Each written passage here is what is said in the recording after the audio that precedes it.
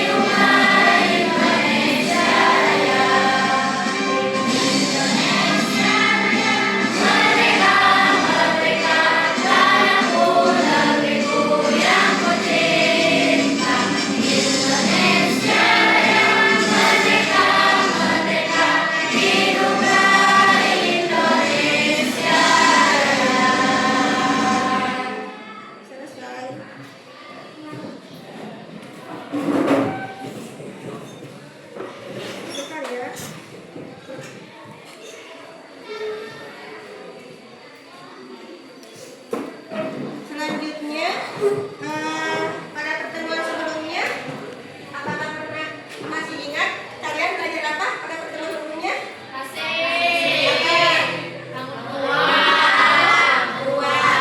Nah, di bangun ruang itu kemarin kita mempelajari apa saja sih?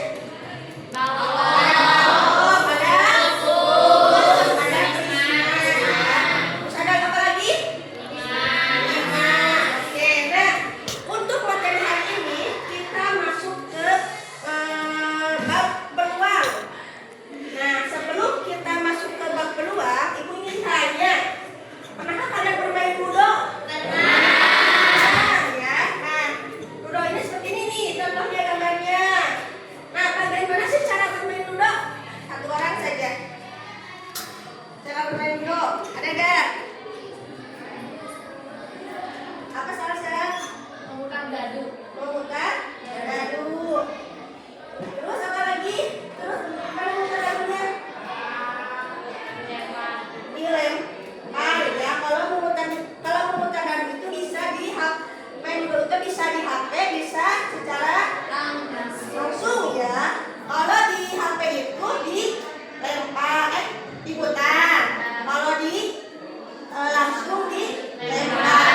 Nah, untuk apa sih namanya, keluar si bidak itu harus pelemparan pertama harus keluar dari berapa? Dulu. Kalau 2, 3, 4 dan 5 apakah bisa? Tidak bisa ya. Jadi harus 7, 6 dulu baru yang ini bisa keluar.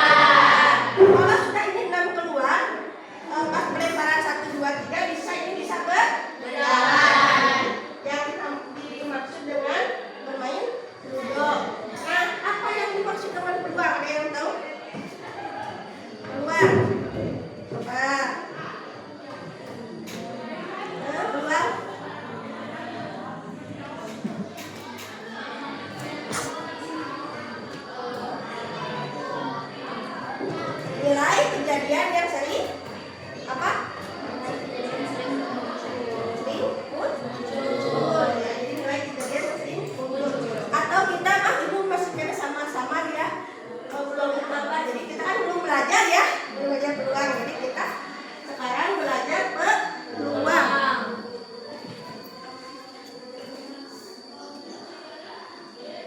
Nah, di sini tujuan pembelajaran hari ini melalui model pembelajaran tatap muka dengan model pembelajaran problem based learning yang dipadukan dengan metode diskusi kelompok, tanya jawab dan presentasi.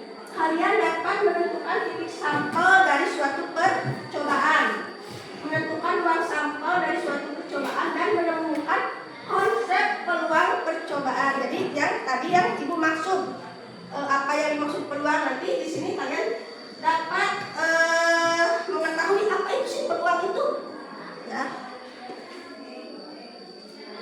Nah, langkah-langkah pembelajaran hari ini yang pertama, kalian melakukan orientasi peserta didik pada masalah. Jadi nanti ibu akan memberikan LKPD, kemudian mengorganisasikan peserta didik untuk belajar. Jadi kalian berkelompok, di sini kalau berkelompok ya. Terus yang ketiga, membimbing penyelidikan kelompok, mengembangkan dan menyajikan hasil karya. Yang kelima, menganalisis dan mengevaluasi proses pemecahan masalah.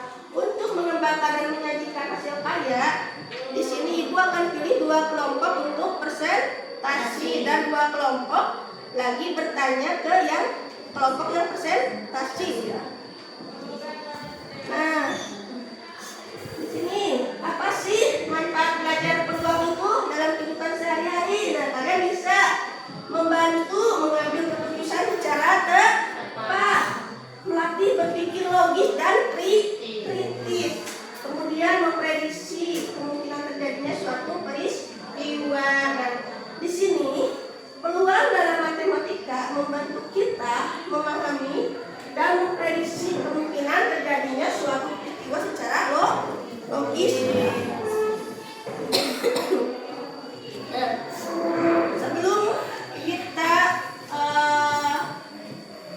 langsung ke pengerjaan LKPD, kalian amati terlebih dahulu video ini ya.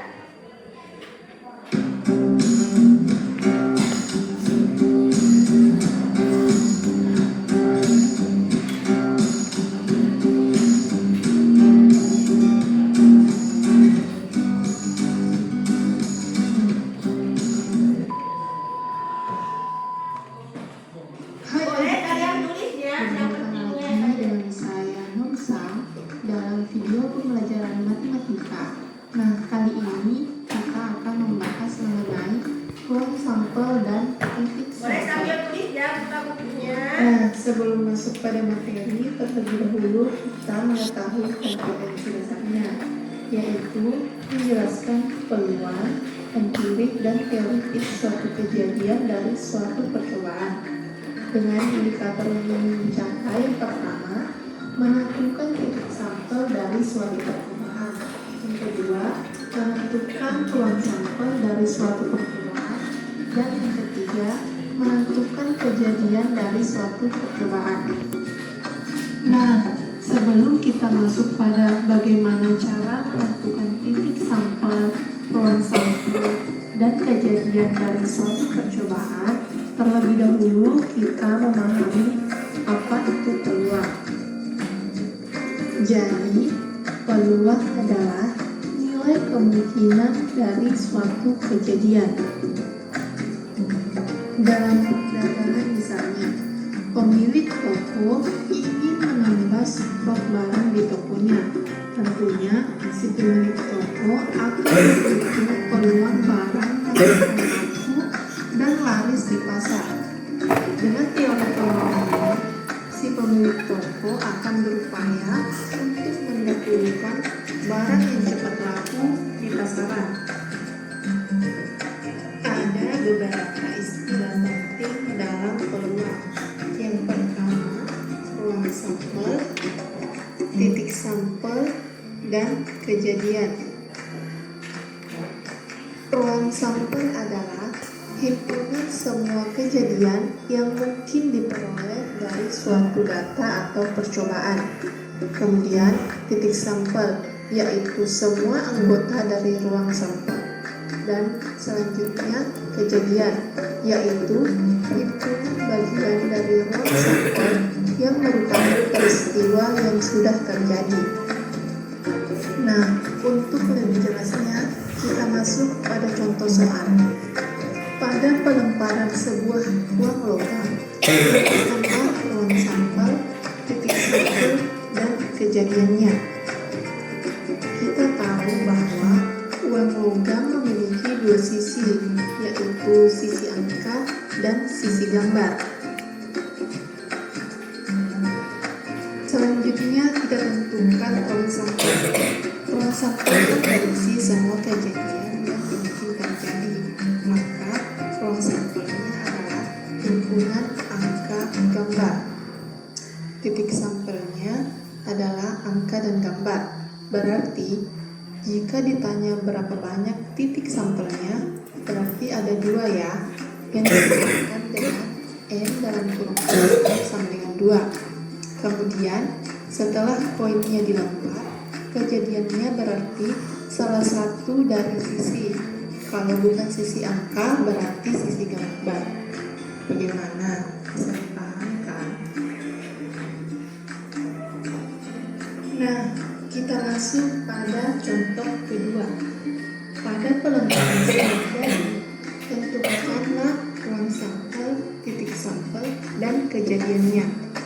Nah, kita tahu bahwa dadu memiliki 6 sisi, yaitu sisi mata dadu 1, mata dadu 2, 3, 4, 5, dan 6.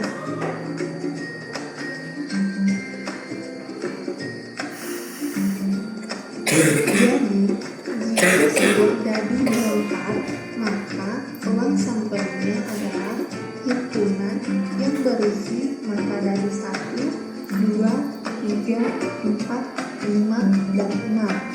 Lalu titik sampelnya yaitu 1, 2, 3, 4, 5, dan 6. Berarti jika ditanya berapa titik sampelnya, maka NS sama dengan 6. Kemudian setelah dadu dilempar, kejadiannya bisa saja muncul mata dadu 1, muncul mata dadu 2, mata dadu 3, dan seterusnya sampai mata dadu 6. Selanjutnya kita masuk pada contoh ketiga. Tentukanlah ruang sampel pada pelemparan 2 buah uang logam secara bersamaan.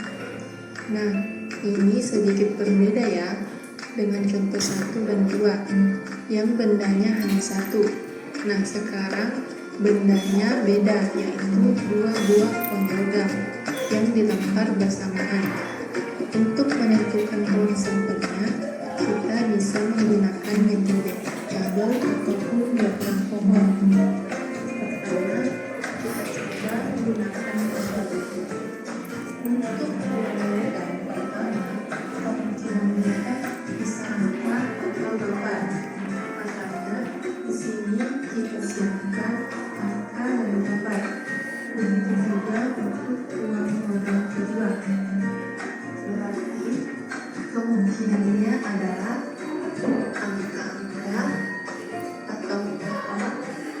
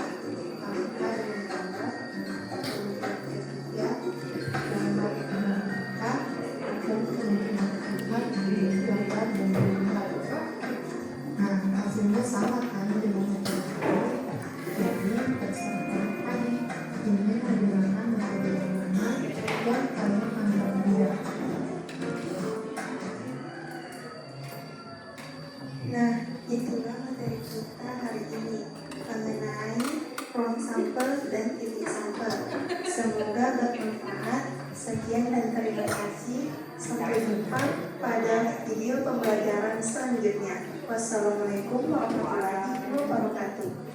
Barusan itu materi tentang titik sampel sama lewat sampel. Ada yang bisa mempraktikkan nggak? Misalkan kalau buah koin ini dilempar, jadi keluarnya apa? Coba kalian lihat bagi pertengahan.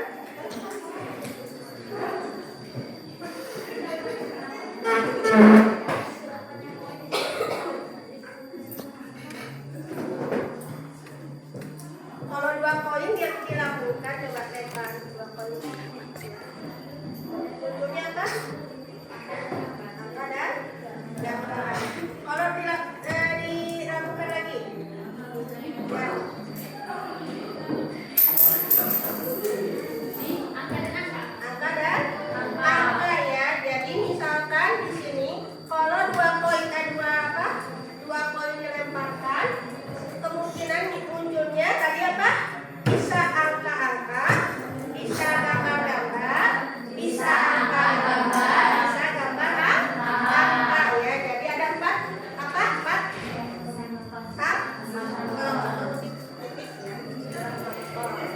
kalau ya, terima kasih Sonia.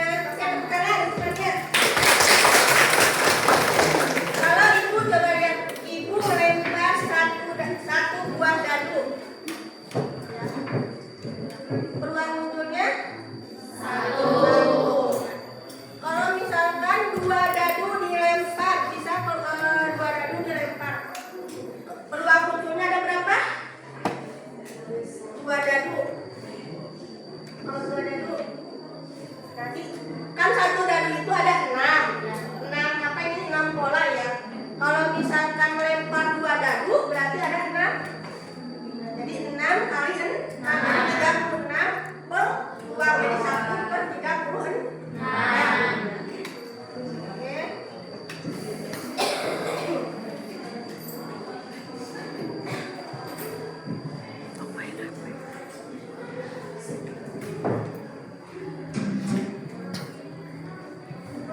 Selanjutnya ibu akan membagikan kameranya coba kita dulu ya.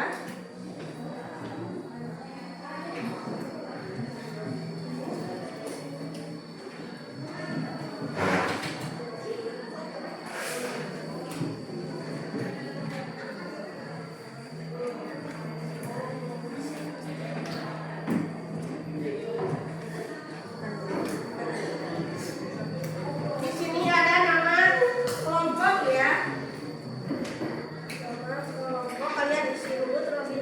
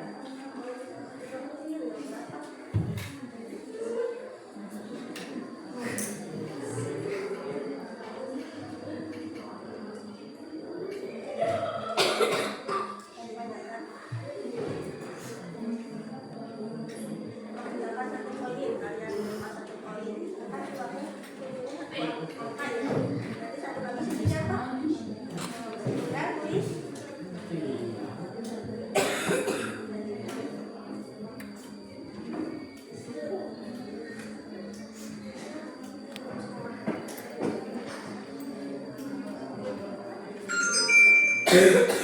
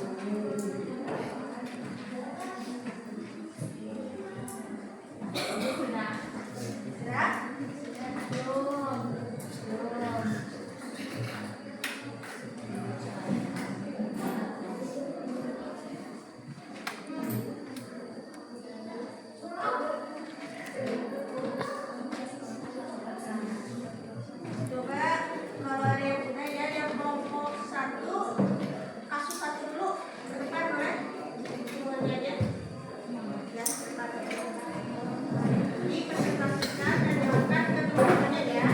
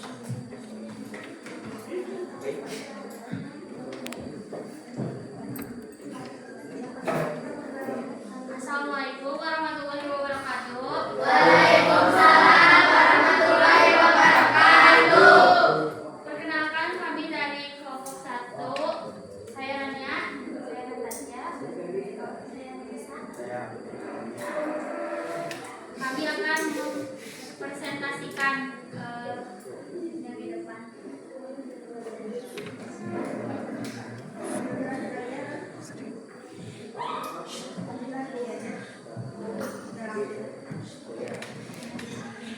Jika satu koin ruang sampelnya A dan G.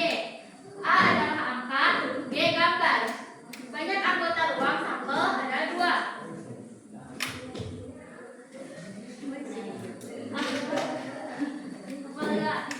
Dan jika dua koin ruang sampelnya adalah AA, GA, GG, dan GA.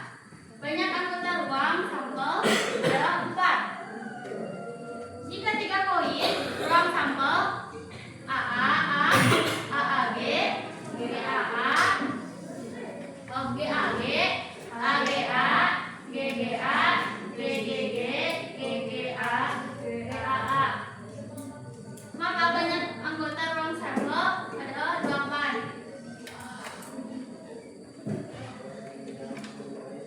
Kejadian munculnya satu angka apabila 2 koin dilambungkan adalah AG dan GA.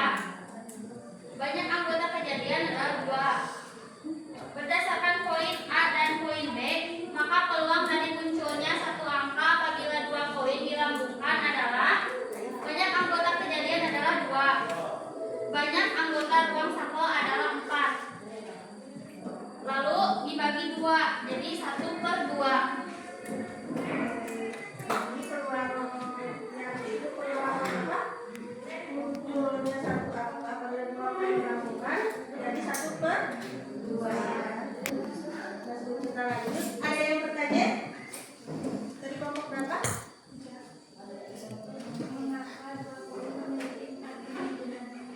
Karena setiap koin punya 2 sisi, angka dan gambar.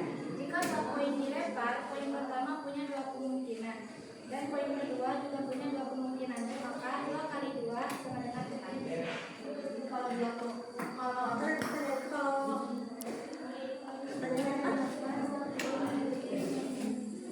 Kalau 2 koin memiliki 4 kemungkinan karena setiap koin punya 2 sisi. ya, jadi satu koin itu kan memiliki 2 sisi ya. Sisi apa? Sisi angka dan sisi gambar. Kalau misalkan 2 koin seperti tadi sudah dipraktekkan, sudah dijelaskan di video. Kalau 2 koin itu pasti kemungkinan yang akan terjadi ada 4 kemungkinan. Bisa angka-angka, bisa angka gambar, bisa gambar-gambar, bisa gambar angka. Itu. Oke, ada lagi ya yang tanyakan? Untuk kelompok 1, kalau tidak ada, boleh kasih apresiasi tepuk tangan untuk kelompok 1.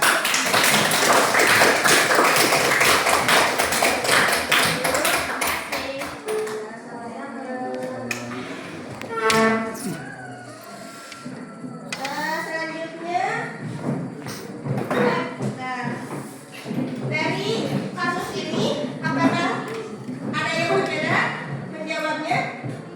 Sama atau berbeda? Nah, sama ya. Jadi 1 koin itu ada 2 saja anggotanya, 2 sampel. Kalau 2 koin ada 4 kemungkinan. Kalau 3 koin ada 8 kemungkinan. Oke. Selanjutnya kita masuk ke kasus 2 ya, yang ada di angka pendek. Oke, kelompok mana? Kelompok? Ya. Oke. Silakan ke depan. Boleh, nanti sambut dulu ya ini ya. Ya, semuanya ke depan.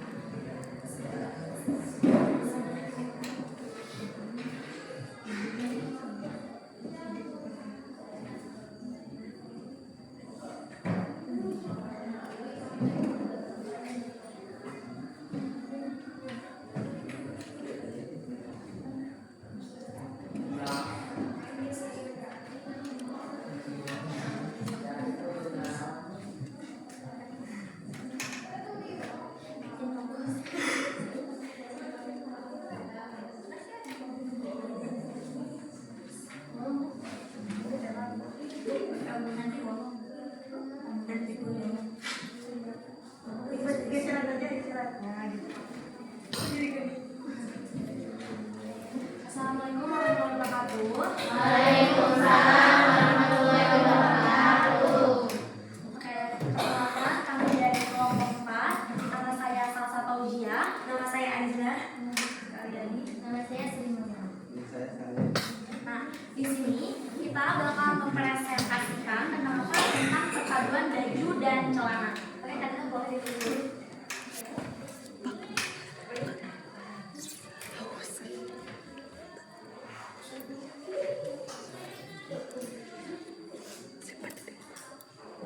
Nah, di sini ada pertanyaan dari Kak Tiara. Tiara memiliki 3 baju berbeda warna, yaitu hitam, biru, dan coklat. Sedangkan untuk bawahan dia memiliki 1 celana dan 1 rok. Pada hari ini, Tiara memiliki janji untuk berwisata dengan teman-temannya. Maka kemungkinan pasangan baju dan celana yang dapat terjadi adalah, nah di sini Kak Alja sedang menulis yang dimana pastinya bakalan ada untuk di warna hitam, biru, dan coklat.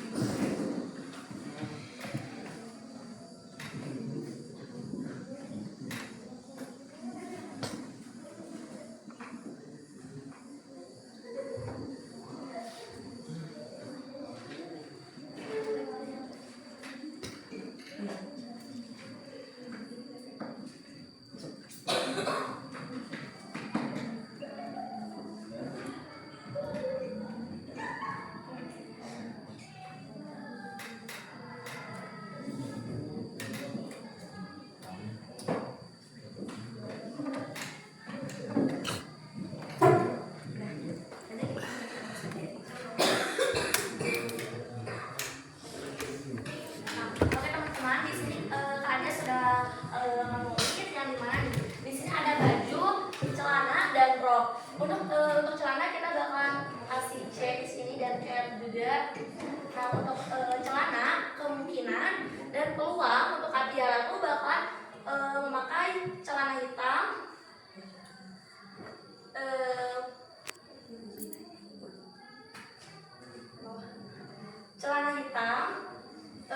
biru celana dan coklat celana. Dan untuk rok, Kak Tiara mungkin peluangnya tuh bakalan memakai hitam rok, biru rok, dan coklat rok. Nah sampai sini ada yang paham? Mengapa peluang baju tidak hitam? Karena jumlah semua pakaian ada 6, yang tidak memakai baju hitam ada 4. Ya, biru celana, biru rok, coklat celana, dan di coklat rok. Maka untuk peluangnya itu ada di 4/6 sama dengan 2, dan dia sama dengan 2/3. Ya, yang artinya dari 3 kemungkinan itu sekitar 2 kemungkinan memilih baju yang tidak hitam.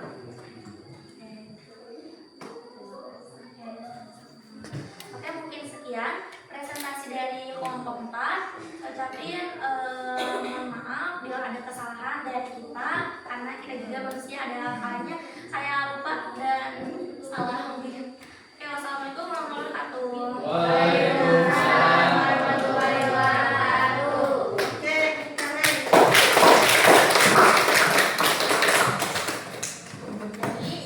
di dalam materi itu ada 2 kasus ya. Yang pertama tadi apa? 1 kasus Poin. poin ya. Ada 3 poin, 1 poin, 2 poin, 3 poin pertama. Kita bukan apa? Baju dan rok celana.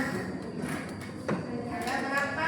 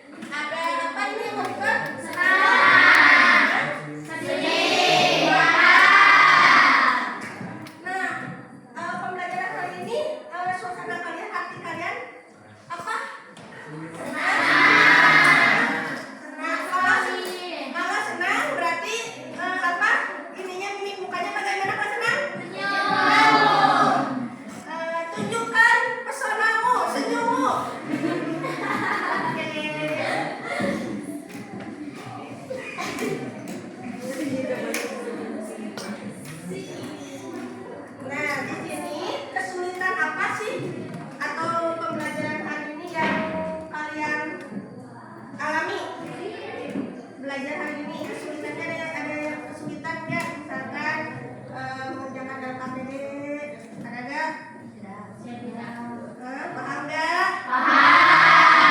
Terima kasih kalau paham ya. Nah, untuk pertemuan berikutnya ya kita belajar tentang peluang yang lebih, kan ini baru dasarnya saja, belum kita masuk ke perhitungan. Nanti untuk minggu selanjutnya kita masuk ke perhitungan. Misalkan ada contohnya ada 6 buah dadu, bisa kalian hitung berapa peluangnya kejadiannya.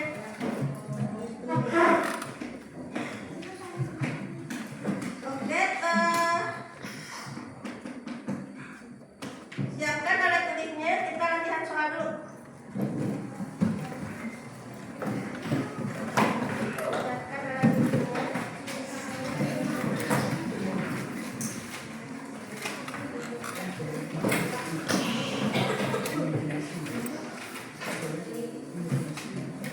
Ya, kalian tulis dulu soal ini ya. Kelihatan nggak? Ini ada 5 soal. Yang pertama ada sebuah dadu dilemparkan ke depan peluang ujungnya mana dadu bernomor genap. Kalian tulis dulu.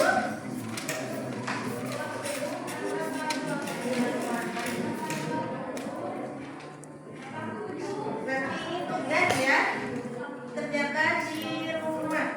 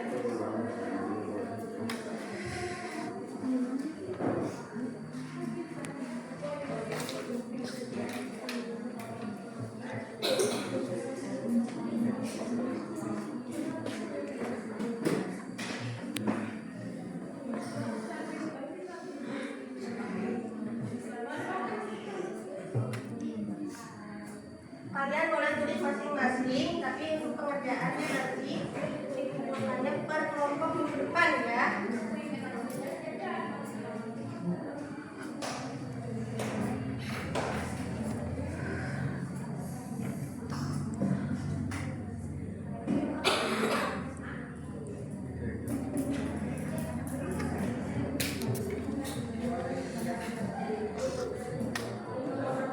Dua kotak bersimpan bola merah, 6 bola hijau, dan 4 bola biru.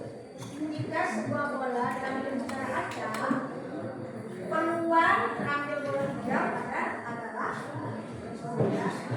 kita di sini belajar logika dulu ya, belum ke perhitungan.